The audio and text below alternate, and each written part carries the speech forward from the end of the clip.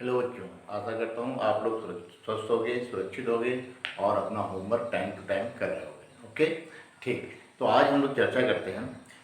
इससे पहले हम लोगों ने जो चर्चा की, किसके बारे में चर्चा की? द्विघात बहुपद के बारे में चर्चा की थी। ठीक है, वहीं से हम थोड़ा सा आगे को बढ़ाते हैं सवाल को कि हमारे पास द्विघात बहुपद किस फॉर्म में होता है। द्विघात बहुपद का द्विघात द्विघात या समीकरण का मानक रूप क्या होता है?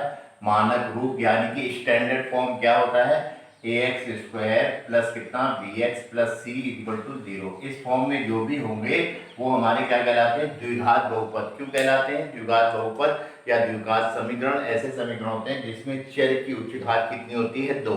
जैसे यहाँ चर क्या है? x है, उसकी उच्च घात कितनी है? 2। और दूसरा, द्विघात बहुपद में चर क्या होता है? एक ही माना जाता है। क्या है? एक ही चर माना जाता है। ठीक है, ax square plus bx plus c। ठीक है, और जिसकी जितनी चर की जितनी उच्च घात उतने ही उसके क्या होते हैं? गुणनखंड, उतने ही उसके मूल और उतने ही उसके क्या होते हैं हमारे पास?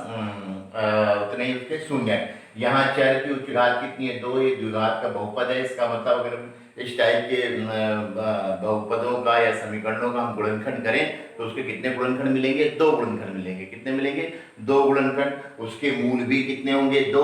और उसके शून्य भी कितने होंगे? 2, क्योंकि एक द्विघात बहुपद है। इसमें चर की उच्च घात कितनी है? 2। इस पे चर्चा कर रहे थे। तो द्विघात बहुपद को हल करने की 3 विधियां हैं। नंबर 1 है गुणनखंड विधि। क्या है? गुणनखंड विधि। गुणनखंड विधि हो गई, जिसे हम लोग कहते हैं बीच वाले भाग को विभक्त करने वाली विधि। इस विधि का अध्ययन हम कक्षा 9 से अभी तक करते आ रहे हैं, पिछली एक्सरसाइज तक। ठीक।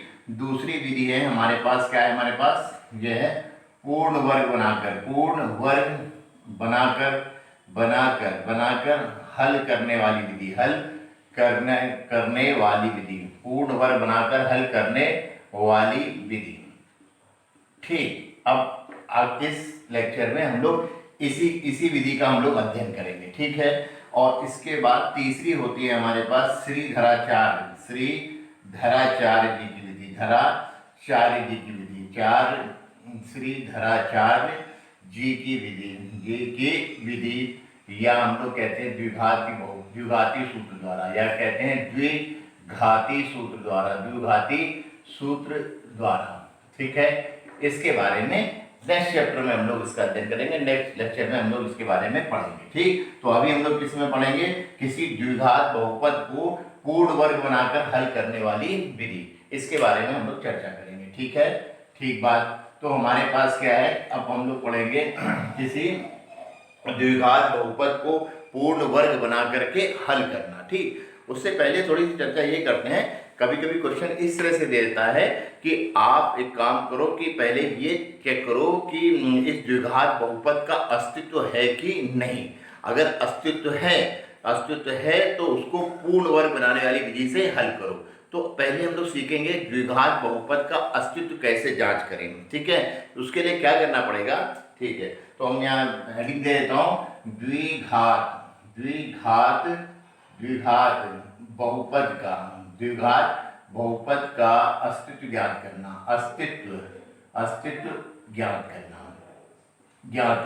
अब द्विघात बहुपद का अस्तित्व कैसे आएगा? उसके करने के लिए स्टेप है कुछ। नंबर 1, सबसे पहले आप अपने द्विघात बहुपद को उसके मानक रूप क्या है? मानक रूप है ax square plus bx plus c से क्या करेंगे? c इक्वल टू कितना? 0 से क्या करेंगे? तुलना करेंगे अस्तित्व ज्ञात करने के लिए। तुलना करने के बाद सेकंड स्टेप क्या करना है? फिर हम निकालेंगे बी स्क्वायर माइनस 4ac का मान निकालेंगे। यदि ये बी स्क्वायर माइनस 4ac का मान क्या आ जाए? ग्रेटर देन क्या आ जाए? 0 से बड़ा कोई धनात्मक संख्या जैसे 1, 2, 3, 1.5 एंड सो ऑन कुछ भी आ जाए तो वो हमारे पास क्या होगा? हम कहेंगे द्विघात बहुपद का अस्तित्व होगा। अस्तित्व होगा। द्विघात बहुपद का क्या होगा? अस्तित्व होगा। ठीक, और या ऐसा आ जाए बी स्क्वायर माइनस 4ac बराबर क्या हो जाए 0, तो भी द्विघात बहुपद का अस्तित्व होगा, द्विघात बहुपद का अस्तित्व होगा, अस्तित्व होगा, अस्तित्व होगा। ठीक है, इन दो कंडीशनों में अस्तित्व है और तो इसको हम हल करेंगे, जिसका हल भी निकलेंगे। कितने गुणनखंड निकलेंगे? 2, क्योंकि द्विघात का बहुपद है। लेकिन यदि ऐसा आ जाए B square minus 4ac is less than 0, यानी यहां पर कोई ऋणात्मक संख्या आ जाए, जैसे -1, -2, -1.5, 1.5, -6, मतलब ऋणात्मक संख्या 0 से छोटी आ जाए, तो हम कहेंगे द्विघात बहुपद, द्विघात बहुपद का अस्तित्व नहीं, बहुपद का अस्तित्व नहीं, अस्तित्व नहीं। ठीक, बाकी अभी हम लोग इसकी प्रकृति वाले भी इसी से निकालेंगे और नेक्स्ट उसमें हम लोग चर्चा करेंगे। ठीक है, द्विघात बहुपद का अस्तित्व नहीं। तो हम लोग इन्हें क्या सीखा? द्विघात बहुपद का अस्तित्व ज्ञात करना। उसके लिए सबसे पहले मानक रूप x square plus bx plus c से इक्वल टू 0 से आप तुलना कर लीजिए। तुलना करने के बाद बी स्क्वायर माइनस 4ac का मान निकालिए। बी स्क्वायर माइनस 4ac का मान यदि 0 से बड़ा आता है तो द्विघात बहुपद का अस्तित्व होगा। ठीक है, बी स्क्वायर माइनस 4ac बराबर 0, द्विघात बहुपद का अस्तित्व होगा। यदि बी स्क्वायर माइनस 4ac का मान 0 से कम आता है, यानी कोई ऋणात्मक संख्या होती है, तो द्विघात बहुपद का अस्तित्व नहीं होगा। ठीक है, अब हम लोग क्या करेंगे? इसको हल करने के, द्विघात बहुपद को हल करने की पूर्ण वर्ग बनाने वाली विधि का अध्ययन करेंगे। उसके लिए मैं एक उदाहरण लूंगा, उदाहरण के जरिए आपको बताता हूं। ओके, ठीक।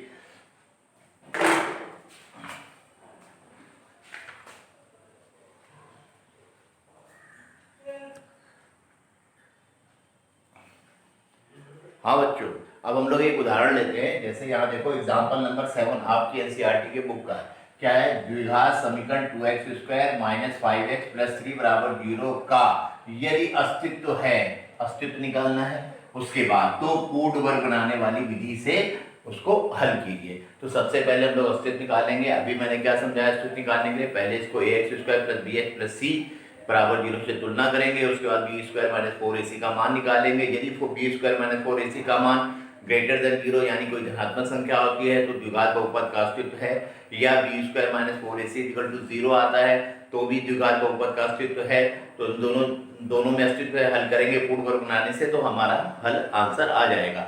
लेकिन यदि बी स्क्वायर माइनस 4ac का मान 0 से कम कोई ऋणात्मक संख्या आती है, जैसे -1, 2, -2, -1, -2, -1.5 एंड सो ऑन, माइनस में आती है, तो उसका अस्तित्व नहीं है, द्विघात बहुपद का अस्तित्व नहीं। उसको हम किसी भी विधि से हल करें तो हल नहीं होगा। ओके, ठीक। तो हम सबसे पहले अस्तित्व ज्ञात करते हैं। अस्तित्व ज्ञात करने के लिए हम क्या करेंगे? अपने द्विघात बहुपद की तुलना करेंगे, किससे? ax square plus bx plus c मानक समीकरण से द्विघात बहुपद की। ये क्या है? 2x स्क्वायर माइनस कितना है? 5x plus 3 equal to 0। इसकी तुलना हम लोग किससे कर लेंगे? इसकी तुलना हम लोग कर लेंगे ax स्क्वायर, क्या है? ax square plus bx plus c बराबर 0 से क्या करेंगे? तुलना अब आपको आगे होगी। तुलना कैसे करते हैं हम लोग? ठीक है, 9 से सीख रहे हैं। तो यहाँ देखो x स्क्वायर का गुणांक a है, x स्क्वायर का गुणांक प्लस 2, तो a बराबर कितना हो गया? 2 हो गया। ठीक, b x का गुणांक b, x का गुणांक माइनस के 5 है, तो b बराबर कितना हो गया? माइनस के 5 हो गया। ठीक है, c बराबर कितना हो गया? 3 हो गया। ठीक है, ये 3 हो गया c बराबर। अब हमको निकालना क्या है? सबसे पहले हम बी स्क्वायर माइनस 4ac निकालेंगे। किसके लिए? इसके अस्तित्व के जांच के लिए हमने निकाला बी स्क्वायर माइनस 4ac। हाँ बेटा, कभी कभी इसको एक नंबर का क्वेश्चन भी आता है कि द्विघात बहुपद का क्या निकालो? विविक्तिकर निकालो। क्या निकालो? विविक्तिकर। तो ये बी स्क्वायर माइनस 4ac जो है ना, इसको दूसरी भाषा में हम लोग बोलते हैं विविक्तिकर। क्या बोलते हैं? विविक्तिकर। क्या बोलते हैं? विविक्तिकर, विविक्तिकर, विविक्तिकर। ठीक है, इंग्लिश में बोलते हैं डिस्क्रिमिनेंट। विविक्तिकर निकालो तो भी हम बी स्क्वायर माइनस 4ac निकालते हैं और एक नंबर का सवाल हो जाता है। अभी हम क्या निकाल रहे हैं? B square minus 4ac। कैसे होगा B square minus 4ac? B कितना है? -5, तो बी स्क्वायर का मतलब -5 का स्क्वायर। ठीक है, माइनस कितना? 4, ए कितना हमारे पास? 2 हो गया। सी कितना हमारे पास? 3, तो ये कितना हो गया? 5 पंजे 25 माइनस 4 में 8 कितना हो गया? 24, तो 25 में 24 क्या कितना आया? 1। तो ये क्या हुआ? 0 से क्या है? बड़ा है, 1 आ रहा है, धनात्मक आ रहा है, तो हम लिखेंगे क्योंकि ये आया हमारे पास बी स्क्वायर माइनस 4ac, इसे हम लोग बोलते हैं विविक्तिकर। कितना आ रहा है? प्लस का 1, 0 से बड़ा, तो हम लिखेंगे क्योंकि B square minus 4ac is greater than कितना, 0, 0 से बड़ा है। ठीक है, तो हम 0 से बड़ा है यानी कि क्या, विविक्ति का 0 से बड़ा है, तो हम कहेंगे द्विघात बहुपद का, द्विघात बहुपद का अस्तित्व है, बहुपद का अस्तित्व है, अस्तित्व है, अस्तित्व है। ठीक है, अब देखो यहाँ पे ध्यान से सुनना, मैं क्या करना चाहता हूँ पूर्ण वर्ग बनाने के लिए।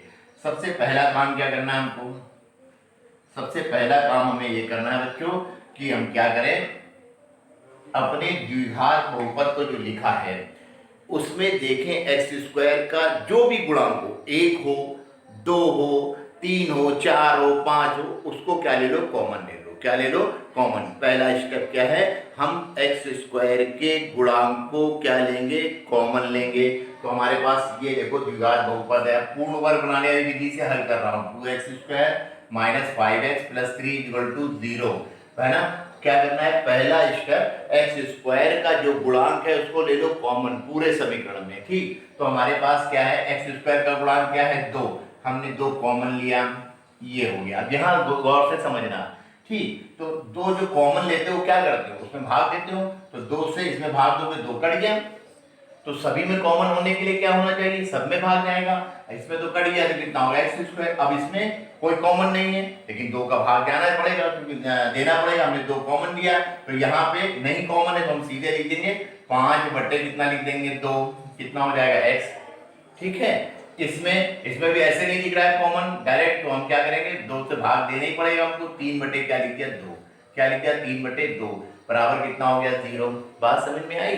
कॉमन लेने का मतलब क्या होता है कि आपको एक ही लाइन में भाग देना सब में। अगर 4 होता तो उसमें 4 हो जाता, नहीं हो रहा तो 5 बटे 2 लिख दिया, 5 लिख दिया, 5 बटे 2 लिख दिया। अब यहाँ 2 कॉमन हुआ, इसमें तो कट गया, इसमें नहीं है, इसमें भी भाग जाएगा, इसमें भी, इसमें 5 बटे 2 रह जाएगा, इसमें 3 बटे 2। ठीक है, ये क्यों किया जाता है, यहाँ देखो, यहाँ 2 इस पूरे के साथ क्या हो गया, गुणे में, तो 2 इधर जाएगा, इसके नीचे जाएगा तो क्या हो जाएगा, 0। तो ये बन गया यहाँ पर एक्स स्क्वायर माइनस 5 बटे 2 एक्स प्लस कितना, 3 बटे 2 बराबर कितना, 0। 2 यहाँ गुणे में, यहाँ भाग में हो गया 0। अब जरा ध्यान से सुनना, ध्यान से।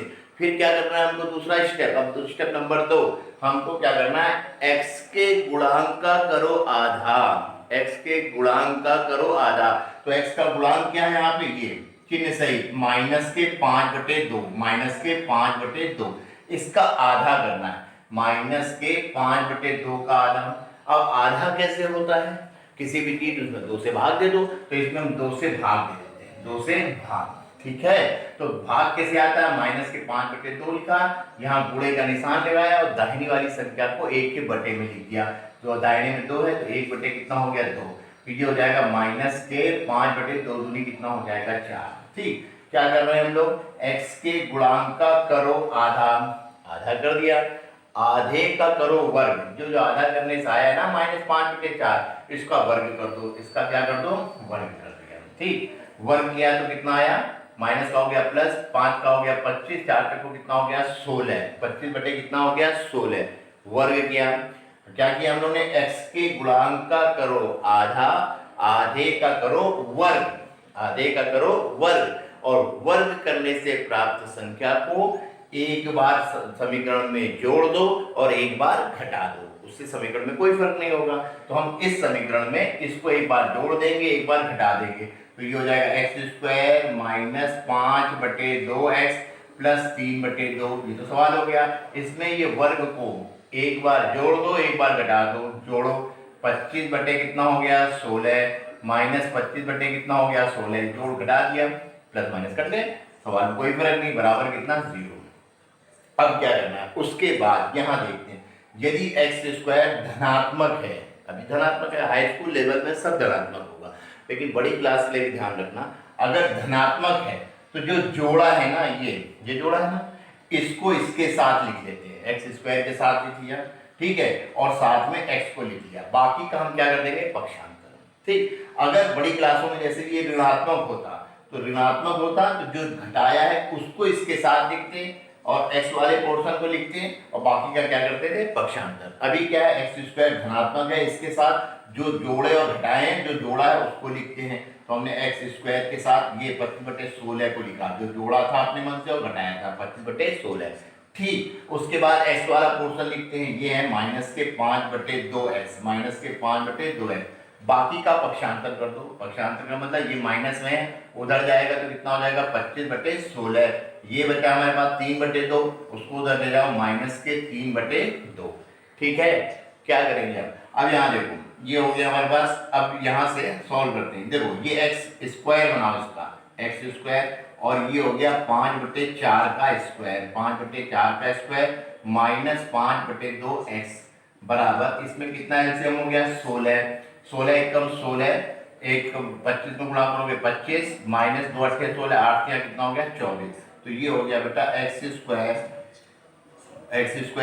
प्लस कितना 5/4 का स्क्वायर -5/2x बराबर 5/2x बराबर 25 24 या 1 कितना 16। ठीक, अब हम पढ़ क्या रहे हैं, पूर्ण वर्ग बनाने वाली विधि। अब पूर्ण वर्ग कहाँ पढ़ा आपने, आपने 9th में पढ़ा है। ठीक, क्या पूर्ण वर्ग दो ही होते हैं, क्या a + b का होल स्क्वायर, क्या होता है a² + b² + 2ab। ठीक है, दूसरा a - b का whole square, a² + b² + -2ab, ये होते हैं। अब हमको क्या करना है, अपने सवाल को कैसे लाना है, या तो a + b का होल स्क्वायर बन जाए पूर्ण वर्ग, या a - b का होल स्क्वायर, या जिसे हम लोग बोलते हैं पूर्ण वर्ग बन जाए। इन दो रूपों में लाना है। अब कैसे लाना है गौर से, अगर ये a + b का होल स्क्वायर है तो यहाँ पे क्या होगा प्लस होगा, अगर ये a - b का होल स्क्वायर बनेगा तब जब यहाँ पे माइनस होगा, क्या होगा माइनस। तो हम अपने सवाल में क्या करें, एकदम आंख बंद करके, कोई ज्यादा टेंशन वाली बात नहीं, यहाँ देखते हैं ये वर्ग है, ये वर्ग है a² और b², इससे तो कोई टेंशन नहीं। यहाँ अगर माइनस है, x के साथ क्या है, यहाँ पे माइनस वाला कोई नंबर है, तो ये इन दोनों के माइनस का होल स्क्वायर बन जाएगा। ठीक है, a + b का होल स्क्वायर रूप हो जाएगा। यदि ये प्लस में है, जैसे यहाँ प्लस कर दूं, तो इन दोनों के प्लस का होल स्क्वायर बन जाएगा। बस इतना ध्यान रखना बच्चा। तो अभी क्या है, माइनस में है ना, माइनस में है इस वाला पोर्शन, तो इन दोनों के माइनस का होल स्क्वायर बनेगा। तो इसकी जगह पे हम क्या लिख देंगे, ये लिख देंगे इसका x माइनस है, माइनस लगा है 5/4 का होल स्क्वायर। ओके, बराबर कितना हो गया 1/16। अब चेक भी कर सकते हो इसको, अगर मैं ओपन करूं तो यही बन जाएगा। देखो यहाँ किनारे आओ, x - 5/4 का होल स्क्वायर। बड़े ध्यान से इस सवाल को एक स्टेप इसलिए समझाओ, लंबा होने दो लेकिन चीज समझ में आनी चाहिए ना। तो x का होल स्क्वायर, a - b का होल स्क्वायर क्या होगा, a² x का स्क्वायर प्लस b² 5/4 का स्क्वायर -2a कितना है x, b कितना है 5/4, 2 दूनी कितना हो गया 4, और देखो ये x का स्क्वायर हो गया प्लस 5/4 का स्क्वायर हो गया -5/2 को आगे लिख लिया मैंने, इंटू क्या है x। देखो इसको गौर से देखो, और ये पोर्शन देखो, दोनों सेम हो गए कि नहीं हो गए, हो गए ना। तो ये इसका मतलब ये क्या है x - 5/4 का होल स्क्वायर। ओके, ठीक, अब हम क्या करेंगे इसके बाद, ठीक है, इसके बाद आपको ये हो गया इतना कि होल स्क्वायर बराबर 1/16। अब क्या करना है आपको, यहां से स्क्वायर को हटाओ तो दूसरी तरफ क्या होगा √, तो ये हो गया x - 5/4 बराबर √1 कितना होगा 16, 1/16। तो बच्चा देखो रूट की वैल्यू पॉजिटिव और निगेटिव दोनों में होती है, तो आपको करना क्या है, ये द्विघात का बहुपद है, x के 2 मान चाहिए, तो जब भी आप स्क्वायर रूट यहाँ निकालो वहां पर प्लस और माइनस दोनों में निकालोगे। ठीक, तो 1 का स्क्वायर रूट 1 ही होगा, 16 का कितना हो जाएगा 4 हो जाएगा, यानी 1/4। तो हम क्या लिखेंगे, हम लिखेंगे क्या, x - 5/4, x - 5/4, x - 5/4 बराबर, यहाँ देखो प्लस माइनस 1 का √1, 16 का कितना होगा 4, 1 कितना हो जाएगा 4, ये हो गया। अब एक बार लिखेंगे, अब x का मान निकालने के लिए धनात्मक यानी पॉजिटिव लेने पर, पॉजिटिव लेने पर यानी धनात्मक लेने पर, तो यहाँ पे प्लस ले लेंगे तो x माइनस कितना हो जाएगा 5/4 बराबर, अब पॉजिटिव ले रहे हो तो प्लस माइनस में से 1/4 पॉजिटिव ले लिया हमने। ठीक, अब x की वैल्यू निकाल लो, x बराबर क्या हो जाएगा 1/4। ठीक, इधर ले जाएंगे प्लस के 5/4। ठीक, x बराबर 5 और 1 6, 6 कितना हो गया 4, 2 3 6, 2 दूनी 4, तो x बराबर 3/2। देखो एक मान आ गया x की, 2 मान चाहिए, घात का बहुपद है, एक आ गया। ठीक, अगला क्या होगा, अगला निकालने के लिए एक बार ऋणात्मक ले लेते हैं, ठीक है। हम लेंगे यहाँ निगेटिव यानी कि ऋणात्मक लेने पर, ऋणात्मक चिन्ह लेने पर, निगेटिव लेने पर, ऋणात्मक चिन्ह लेने पर क्या होगा, यहाँ माइनस ले लेंगे तो ये हो जाएगा x माइनस 5/4, x माइनस 5/4 बराबर माइनस 1/4। x की वैल्यू चाहिए माइनस 5/4 को उधर भेजो तो x बराबर ये माइनस में उधर जाके प्लस में 5/4 माइनस 1/4, तो x बराबर 5 में से 1 गया 4, 4/4, 4 एकम 4, तो x बराबर कितना हो गया 1। तो ये इसका क्या हो गया, आंसर हो गया। इसके x के दो मान मिले 3/2 और x बराबर 1। फिर से एक बार मैं रिवाइज करता हूँ।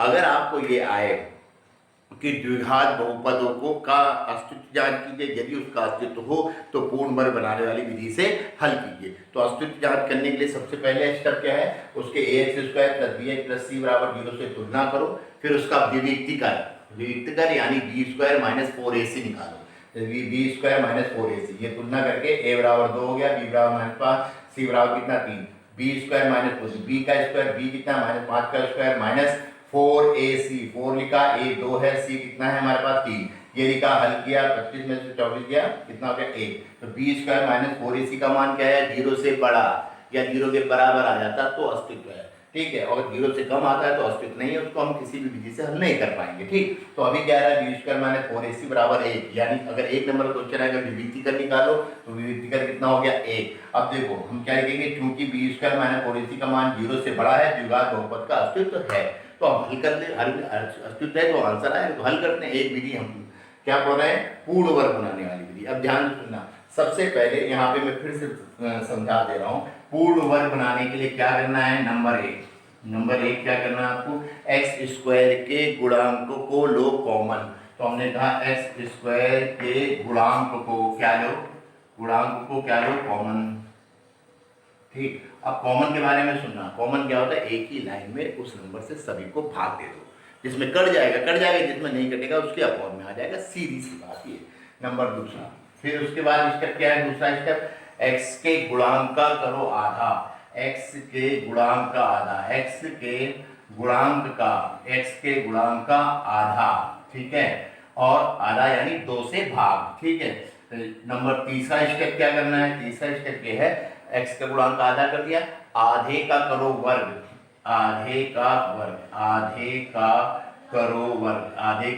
वर्ग, ठीक। फिर चौथा स्टेप क्या है, आधे का जब वर्ग कर दिया, वर्ग से प्राप्त संख्या को दिए गए बहुपद में एक बार जोड़ दो, एक बार घटा दो, ठीक है। तो मतलब वर्ग को समीकरण में एक बार जोड़ दो, एक बार जोड़ दो, एक बार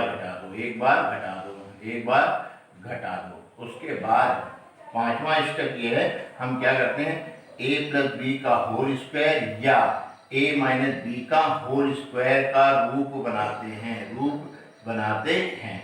उसके लिए हम देखते हैं x के गुणांक का चिन्ह, अगर x का गुणांक प्लस में है तो a + b का होल स्क्वायर, और x का गुणांक यदि माइनस में है तो a - b का होल स्क्वायर बनता है। तो हम यहाँ छठा स्टेप की जरूर लिख देते हैं, यदि x का गुणांक किसमें हो, धनात्मक, क्या हो, पॉजिटिव, धनात्मक, तो क्या बनता है, a + b का होल स्क्वायर बनता है। अब लेकिन यदि x का गुणांक क्या हो, निगेटिव, तो क्या बनता है, a - b का होल स्क्वायर। दैट्स ऑल, यहाँ तक हमको इतना सीखना है। तो हम क्या करेंगे, सबसे पहले x² का गुणांक क्या है, 2, इसको पूरे में कॉमन लिया, इसमें भाग, इसमें 2 कट गया, इसमें नहीं कटा, 5/2x, 3 कितना 2 बराबर 0।